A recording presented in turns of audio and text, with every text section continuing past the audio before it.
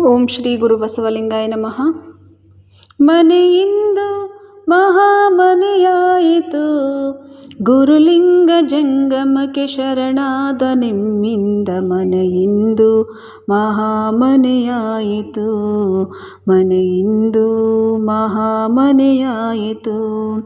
ಬಸವಾದಿ ಶರಣರ ನಡೆನುಡಿಯ ನಾಲಿಸಿ ಕಸಭರಿತ ಮನಸ್ಸಿಂದು ಹಸನಾಯಿತು. ಬಸವಾದಿ ಶರಣರ ನಡೆನುಡಿಯ ನಾಲಿಸಿ ಕಸಭರಿತ ಮನಸ್ಸಿಂದು ಹಸನಾಯಿತು. ಬೆಸಗೊಂಡ ಎಮ್ಮವರ ಶುಭ ಲಗ್ನವಾಗಿ, ಬೆಸಗೊಂಡ ಎಮ್ಮವರ ಶುಭ ಲಗ್ನವಾಗಿ ಮನೆ ತುಂಬ ಮಂಗಳದ ಮಳೆಯಾಯಿತು, ಮನೆ ತುಂಬ ಮಂಗಳದ ಮಳೆಯಾಯಿತು. ಮನೆಯಿಂದು ಮಹಾಮನೆಯಾಯಿತು. ಓಂ ಶ್ರೀ ಗುರು ಬಸವಲಿಂಗಾಯ ನಮಃ. ಸರ್ವರಿಗೂ ಶರಣ.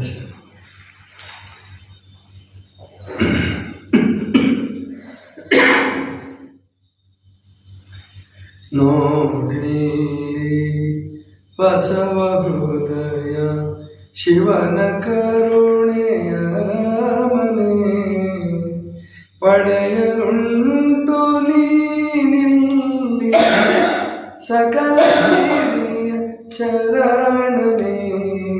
ನೋಡಿಲ್ಲಿ ಬಸವ ಹೃದಯ ಶಿವನ ಕರುಣೆಯ ಮನೆ, ಪಡೆಯಲುಂಟು ನೀನಿಲ್ಲಿ ಸಕಲ ಸಿರಿಯ ಶರಣನೆ. ನೋಡಿಲ್ಲಿ ಬಸವ ಹೃದಯ. ಮಧ್ಯದಲ್ಲಿ ಮಹಾಮನೆಯ ಕಟ್ಟಲಿಕ್ಕೆ ಬಂದು ತಾನು ಸತ್ಯಪಥವ ತೋರಿ ನಮ್ಮ ಬಾಳವನ್ನು ತೊಡೆದನು. ಮಧ್ಯದಲ್ಲಿ ಮಹಾಮನೆಯ ಕಟ್ಟಲಿಕ್ಕೆ ಬಂದು ತಾನು ಸತ್ಯಪಥವ ತೋರಿ ನಮ್ಮ ಬಾಳವನ್ನು ತೊಡೆದನು. ಮಂತ್ರ ಪುರುಷನಾಗಿ ಮೆರೆದು ನಮ್ಮ ಭ್ರಾಂತಿ ತೊಡೆದನು. ಚಿಂತೆ ಹರಿವ ಮಹಿಮನಾಗಿ ಮನವನ್ನು ಸಂತೈಸಿದ. ನೋಡಿಲ್ಲಿ ಬಸವ ಹೃದಯ ಶಿವನ ಕರುಣೆಯ ಮನೆ, ಪಡೆಯಲುಂಟು ನೀನಿಲ್ಲಿ ಸಕಲ ಸಿರಿಯ ಶರಣನೆ. ನೋಡಿಲ್ಲಿ ಬಸವ ಹೃದಯ. ಕಾಣದ ಕೈಲಾಸಕ್ಕಿನ್ನು ಮನಸ್ಸು ಹರಿಯದಂತೆ ಗೈದ, ಕಾಂಬಲೋಕದಲ್ಲೇ ಸೇವೆ ಮಾಡುವ ಸೂತ್ರ ಕಲಿಸಿದ. ಕಾಣದ ಕೈಲಾಸಕ್ಕಿನ್ನು ಮನಸ್ಸು ಹರಿಯದಂತೆ ಗೈದ, ಕಾಂಬಲೋಕದಲ್ಲೇ ಸೇವೆ ಮಾಡುವ ಸೂತ್ರ ಕಲಿಸಿದ. ಭವದ ನದಿಯ ದಾಟಲೊಂದು ಹರಿಗೋಲ ನೀಡಿದ, ಶಿವ ಅಂಬಿಗ ತಾನಾಗಿ ನಮ್ಮನಿಂದು ದಾಟಿಸುವ. ನೋಡಿಲ್ಲಿ ಬಸವ ಹೃದಯ ಶಿವನ ಕರುಣೆಯ ಮನೆ, ಪಡೆಯಲುಂಟು ನೀನಿಲ್ಲಿ ಸಕಲ ಸಿರಿಯ ಶರಣನೆ. ನೋಡಿಲ್ಲಿ ಬಸವ ಹೃದಯ. ಮರ್ತ್ಯಲೋಕ ಕರ್ತೃ ಶಿವನ ನಿಜ ಮನೆಯೆಂದರುಹಿತ,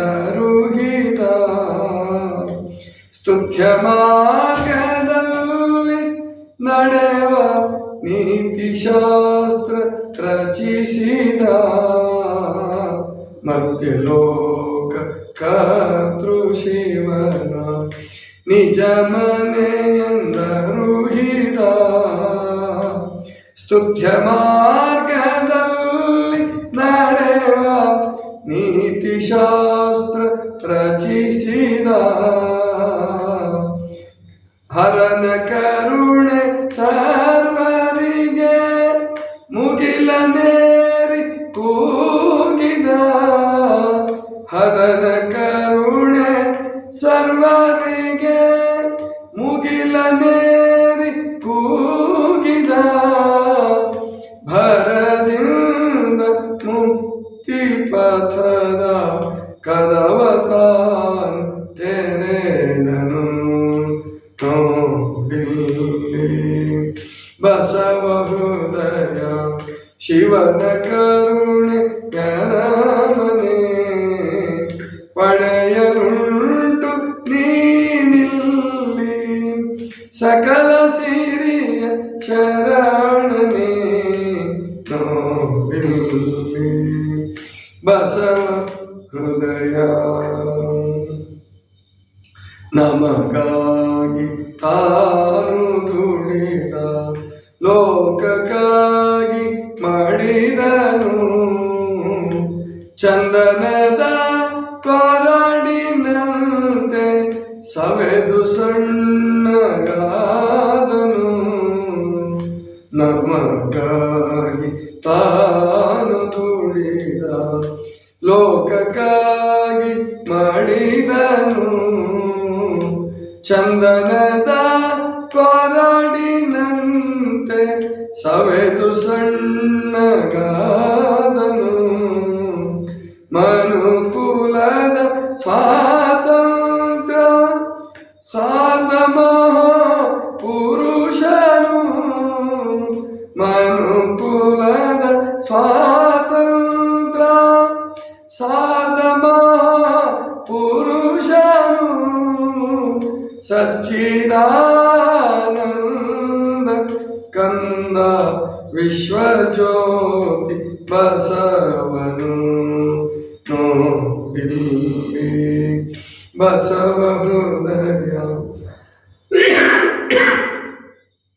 ಶಿವನ ಕರುಣೆಯ ಅರಮನೆ, ಪಡೆಯಲುಂಟು ನೀನಿಲ್ಲಿ ಸಕಲ ಸಿರಿಯ ಶರಣನೆ. ನೋಡಿಲ್ಲಿ ಬಸವ ಹೃದಯ.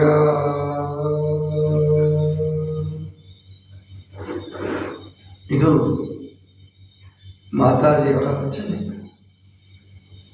ನೋಡಿಲ್ಲಿ ಬಸವ ಹೃದಯ ಶಿವನ ಕರುಣೆಯ ಅರಮನೆ, ಪಡೆಯಲುಂಟು ನೀನಿಲ್ಲಿ ಸಕಲ ಸಿರಿಯ ಶರಣನೆ. ಅಂದರೆ ರಾಜರ ಅರಮನೆಯಲ್ಲಿ ಎಲ್ಲ ಸಿರಿಗಳು ಸಿಗುತ್ತೆ ಸಾಮಾನ್ಯವಾಗಿ, ಲೌಕಿಕವಾಗಿ. ಅರಮನೆಯಲ್ಲಿ ಸಿಗಲಾರದಂತಹ ವಸ್ತುಗಳು ಇಲ್ಲ, ಅಂದರೆ ಯಾವುದಕ್ಕೂ ಕೊರತೆ ಇಲ್ಲ, ಅದಕ್ಕೆ ಅರಮನೆ ಅಂತ ಹೇಳ್ತಾರೆ.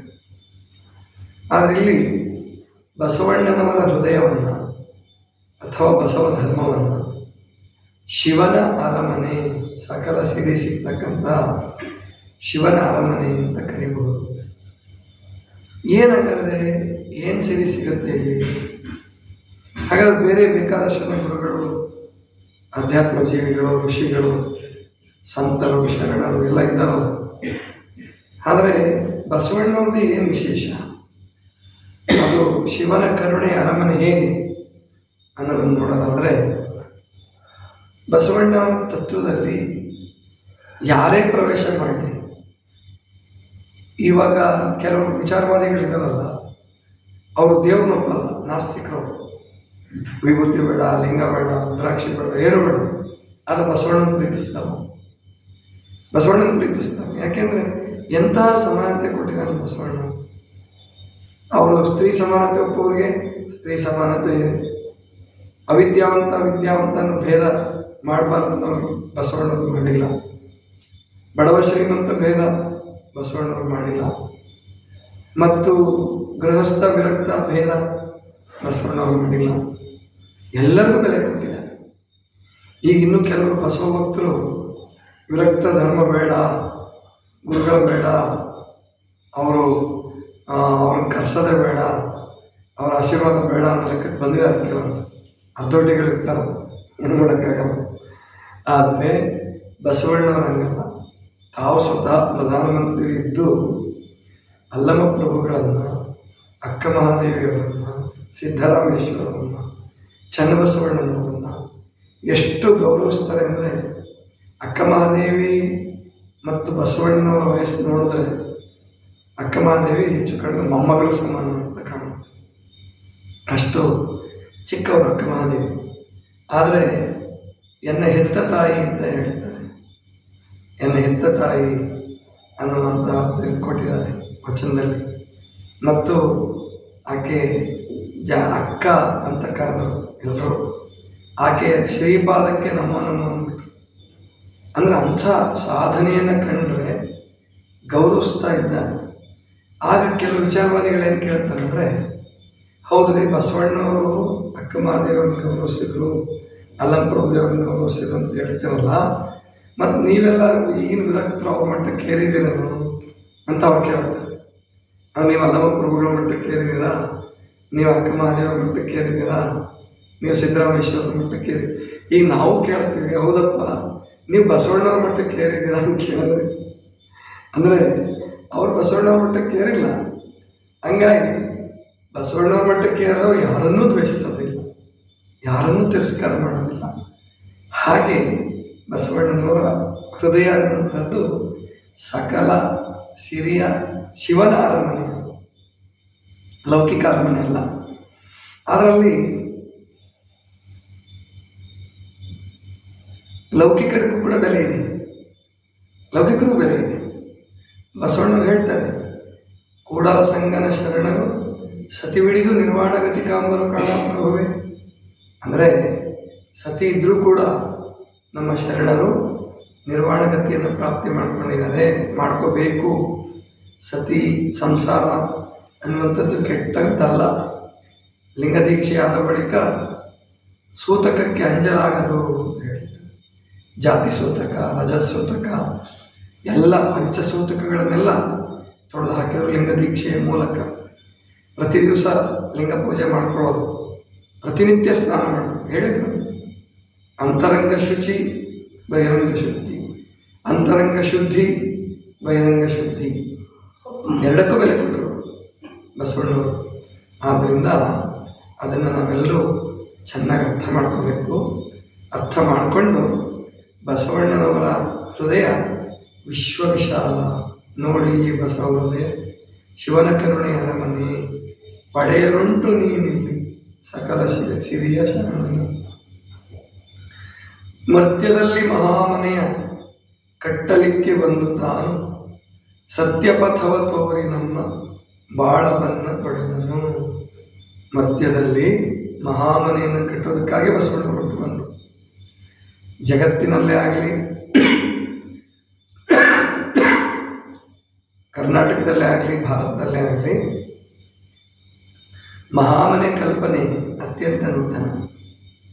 ಶಂಕರಾಚಾರ್ಯರು ಆಶ್ರಮಗಳನ್ನು ಸ್ಥಾಪನೆ ಮಾಡಿದರು. ಬುದ್ಧರು ಏನು ವಿಹಾರಗಳನ್ನು ಸ್ಥಾಪನೆ ಮಾಡಿದರು. ಮಹಾವೀರರು ಬಸದಿಗಳನ್ನು ಸ್ಥಾಪನೆ ಮಾಡಿದರು. ಆದರೆ ಮಹಾಮನೆ ಕಲ್ಪನೆ ಏನಿದೆಯಲ್ಲ ಅದು ಬಹಳ ನಿತ್ಯ ನೂತನ. ಯಾಕೆಂದರೆ ಎಲ್ಲೇ ಶಂಕರಾಚಾರ್ಯರ ಮಠಗಳಲ್ಲಾಗಲಿ, ಬುದ್ಧ ಮಹಾವೀರರ ವಿಹಾರಗಳು ಬಸದಿಗಳಲ್ಲಾಗಲಿ ಇವಾಗ ಅಲ್ಲಿ ಅದನ್ನು ದೇವಾಲಯ ಮಾಡಿಬಿಟ್ಟಿದ್ದಾರೆ.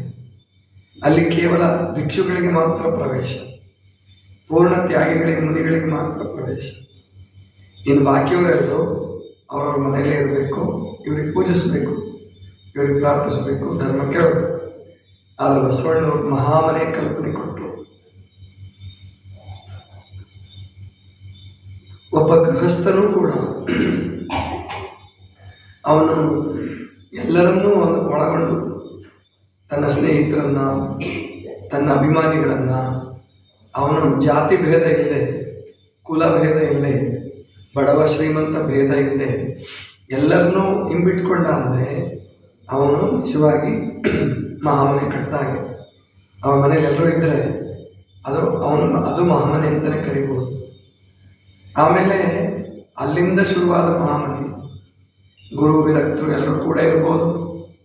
ಕಡೆಗೆ ಎಲ್ಲಿ ತನಕ ಹೋಗ್ತಾರೆ ಅಂದರೆ ಮರ್ತ್ಯಲೋಕವೇ ಪರಮಾತ್ಮನ ಮಹಾಮನೆ. ಅದಕ್ಕೆ ಹಲವ ಪ್ರಭುಗಳ ಮರ್ತ್ಯಲೋಕದ ಮಹಾಮನೆ ಹಾಳಾಗಿ ಹೋಗಬಾರದೆಂದು ಕರ್ತನಟ್ಟಿದನಯ್ಯ ಉಪಶರಣ, ಇದು ಹಲವ ಪ್ರಭುಗಳು ಹೇಳ್ತಕ್ಕಂಥದ್ದು. ಅಂದರೆ ಮರ್ತ್ಯಲೋಕದ ಮಹಾಮನೆ, ಮರ್ತ್ಯಲೋಕವನ್ನೇ ಮಹಾಮನೆ ಅನ್ಕೊಂಡ್ಬಿಟ್ರು. ಎಂಥ ಅದ್ಭುತ ಪರಿಕಲ್ಪನೆ ನೋಡಿ. ಬಸವಣ್ಣ ಕಲ್ಯಾಣದಲ್ಲಿ ಕಟ್ಟಿದ ಮಹಾಮನೆ ಅದು ವಿಸ್ತಾರ ಆಗ್ತಾ ಏನು ವಸುಧೈವ ಕುಟುಂಬಕಂ, ವಸುಧೆ ಏವ ಕುಟುಂಬಕಂ, ಇಡೀ ಭೂಮಿಯೇ ಕುಟುಂಬ ಅಂತ ಋಷಿ ಹೇಗೆ ಹೇಳಿದ್ರು ಹಾಗೆ ಮಹಾಮನೆ ಮರ್ತ್ಯಲೋಕದ ಮಹಾಮನೆ ಅಂತ ಹೇಳಿದ್ರು ಬಸವಣ್ಣವರು. ಅದಕ್ಕೆ ಯಾವುದೇ ಭೇದವನ್ನು ಎಣಿಸಲಿಲ್ಲ, ಇದು ಬಹಳ ಅದ್ಭುತವಾದಂತಹ ಪರಿಕಲ್ಪನೆ. ಮರ್ತ್ಯದಲ್ಲಿ ಮಹಾಮನೆಯ ಕಟ್ಟಲಿಕ್ಕೆ ಬಂದು ತಾನು ಸತ್ಯಪಥವ ತೋರಿ ನಮ್ಮ ಬಾಳವನ್ನು ತೊಳೆದನು. ಸನ್ಮಾರ್ಗವನ್ನು ತೋರಿ, ಸತ್ಯಪಥವನ್ನು ತೋರಿ ನಮ್ಮ ಬಾಳಿನ ತೊಡಕನ್ನು ಬಿಡಿಸಿದರು ಬಸವಣ್ಣವರು. ಬಾಳವನ್ನು ತೊಳೆದು ಮಂತ್ರ ಪುರುಷನಾಗಿ ಮೆರೆದು ನಮ್ಮ ಭ್ರಾಂತಿ ತೊಡೆದನು. ಚಿಂತೆ ಹರಿವ ಮಹಿಮನಾಗಿ ಮನವನ್ನು ಸಂತೈಸಿದ. ಚಿಂತೆಯನ್ನು ನಿವಾರಿಸಿ ಮನಸ್ಸನ್ನು ಸಂತೈಸಿದರು. ಕಾಣದ ಕೈಲಾಸಕ್ಕಿನ್ನು ಮನಸ್ಸು ಹರಿಯದಂತೆ ಗೈದ. ಕಾಂಬಲೋಕದಲ್ಲಿ ಸೇವೆ ಮಾಡುವ ಸೂತ್ರ ಕಲಿಸಿದ. ಭವದ ನದಿಯ ದಾಂಟ ಬಂದು ಹರಿಗೋಲ ನೀಡಿದ. ಶಿವ ಅಂಬಿಗತನಾಗಿ ನಮ್ಮನಿಂದು ದಾಂಟಿಸುವ. ಸತ್ ಮೇಲೆ ಕೈಲಾಸ ಸಿಗುತ್ತೆ ಅಂತ ಹೇಳಿಲ್ಲ ಬಸವಣ್ಣ. ಇದ್ದಾಗಲೇ ನಿನ್ನ ಜೀವನವನ್ನೇ ಕೈಲಾಸ ಮಾಡ್ಕೋಬೇಕಪ್ಪ. ಕಾಯಕವೇ ಕೈಲಾಸ, ಕಾಯವೇ ಕೈಲಾಸ, ಭಕ್ತನ ಅಂಗಣವೇ ವಾರಣಾಸಿ. ಎಲ್ಲೂ ಹುಡ್ಕೊಂಡು ಹೋಗ್ಬೇಕಾಗಿಲ್ಲ, ನಿನ್ನ ಮನೆಯನ್ನೇ ವಾರಣಾಸಿ ಮಾಡ್ಕೋ, ಹರಿದ್ವಾರ ಕೇದಾರ ಮಾಡ್ಕೋ. ಆಗ ಹರಿದ್ವಾರದ ಹೆಸರಿಲ್ಲ, ಕೇದಾರದ ಹೆಸರಿರ್ತಾವ. ಕೇದಾರ, ಶ್ರೀಶೈಲ ಎಲ್ಲ ಯಾತ್ರೆಗಳು ನಿನ್ನ ಮನೆಯ ಅಂಗಳದಲ್ಲೇ ಇದ್ದಾವೆ ಅನ್ನುವ ಮಾತನ್ನು ಹೇಳ್ತಾರೆ. ಆಮೇಲೆ ಹೇಳ್ತಾರೆ ಮರ್ತ್ಯಲೋಕ ಕರ್ತೃ ಶಿವನ, ಅಂದರೆ ಶಿವ ಅಂಬಿಗತನಾಗಿ ನಮ್ಮನಿಂದ ದಾಟಿಸುವ. ಈ ಭವದ ನದಿಯನ್ನು ದಾಟಿಸೋಕ್ಕೋಸ್ಕರ ಒಂದು ದೋಣಿಯನ್ನು ಕೊಟ್ಟರಂತೆ ಬಸವಣ್ಣ, ಧರ್ಮದ ದೋಣಿ. ಆ ಧರ್ಮದ ದೋಣಿಯನ್ನು ಏರಿ ನಾವು ದಾಟ್ತಾ ಹೊರಟ್ರೆ ಅದು ಸುಲಭವಾಗಿ ನಮ್ಮನ್ನು ಶಿವನ ದಡಕ್ಕೆ ಮುಟ್ಟಿಸ್ತದೆ. ಭವದ ದಡದಿಂದ ಶಿವದ ದಡಕ್ಕೆ, ಶಿವತ್ವದ ದಡಕ್ಕೆ ಮುಟ್ಟಿಸ್ತಕ್ಕಂಥ ಶಕ್ತಿ ಬಸವಣ್ಣನ ಧರ್ಮದಲ್ಲಿದೆ ಎನ್ನುವ ಮಾತನ್ನು ಹೇಳ್ತಾರೆ. ಆಮೇಲೆ ಹೇಳ್ತಾರೆ ಮರ್ತ್ಯಲೋಕ ಕರ್ತೃ ಶಿವನ ನಿಜ ಮನೆಯಿಂದ ಒಯ್ದ. ಸ್ತುತ್ಯ ಮಾರ್ಗದಲ್ಲಿ ನಡೆಯುವ ನೀತಿಶಾಸ್ತ್ರ ರಚಿಸಿದ.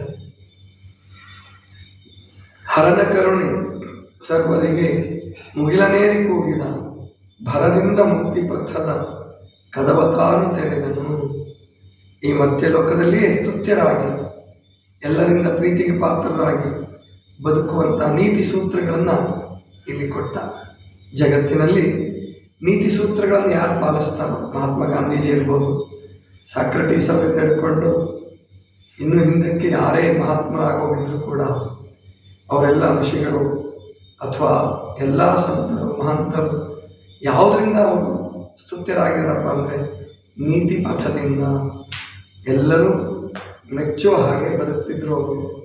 ಗಾಂಧೀಜಿ ಒಂದು ಸಣ್ಣ ಮಗು ಪತ್ರ ಬರೆದ್ರು ಕೂಡ ಅವರಿಗೆ ಉತ್ತರ ಕೊಡ್ತಾ ಇದ್ರು. ಆಮೇಲೆ ಅವ್ರು ಕೇಳಿದ ಪ್ರಶ್ನೆಗೆ ಉತ್ತರ ಕೊಡ್ತಾ ಇದ್ರು. ಒಂದು ಮಗುವಿನಲ್ಲಿ ವಿಶೇಷ ಗುಣ ಕಂಡರೂ ಕೂಡ ಅದನ್ನು ಅವ್ರು ಕಲ್ತ್ಕೊತಾ ಇದ್ರು. ಅದು ಗಾಂಧೀಜಿಯ ವಿಶೇಷ. ಹೀಗೆ ಇವರೆಲ್ಲ ನೀತಿ ಮಾರ್ಗದಲ್ಲಿ ನಡೆದಂಥವರು. ಬಸವಣ್ಣನವರು ನೀತಿ ಪಥದಲ್ಲಿ ನಡೆಯುವ ಸ್ತುತ್ಯ ಮಾರ್ಗವನ್ನು ನಮಗೆ ಕಲಿಸಿಕೊಟ್ರು. ಆಮೇಲೆ ಮುಂದೆ ಹೇಳ್ತಾರೆ, ನಮಗಾಗಿ ತಾನು ದುಡಿದ ಲೋಕಕ್ಕಾಗಿ ಮಡಿದನು ಚಂದನದ ಕೊರಡಿನಂತೆ ಸವೆದು ಸಣ್ಣಗ ಮನುಕುಲದ ಸ್ವಾತಂತ್ರ್ಯ ಸಾರ್ಧ ಮಹಾಪುರುಷನು ಸಚ್ಚಿದಾನಂದ ಕೊಂದ ವಿಶ್ವಜ್ಯೋತಿ ಬಸವನು. ಇದಿಷ್ಟು ಇವತ್ತಿನ ಚಿಂತನ. ಸರ್ವರಿಗೂ ಶರಣ.